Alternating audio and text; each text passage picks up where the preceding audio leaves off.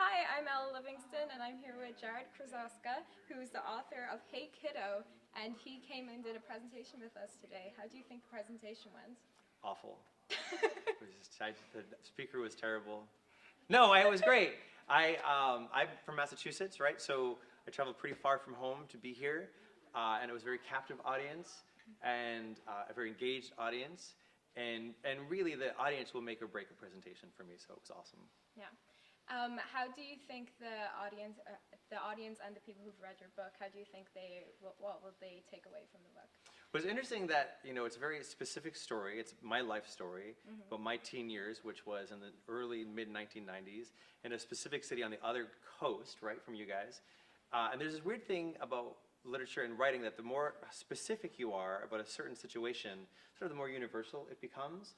So I wrote this book in part to let the kids know who, young people who might have an incarcerated parent or an addicted parent or being raised by a relative that isn't their birth parents, know that they're not the only ones in life dealing with that. But then on the other flip side of that is, the teens who might have a more idyllic home life, that they could look at this and maybe have a better understanding of what some of their peers are going through. Right, yeah.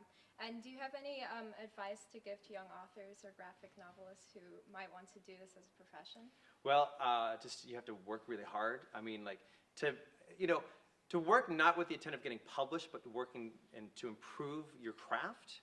And then, when you go off into the world and you start submitting your work to publishers, it's going to get rejected. I had my work rejected for 2 years before anything happened. But despite those rejections, despite those setbacks, if you believe in yourself enough, if you love your work enough, you'll keep at it. Do you have anything else to add on? No, it's so nice. I mean, I live, someone said it was cold here, but in Massachusetts, it's way colder than this. Yeah. Well, thank you so much. Thank you for the nice weather. Thank you.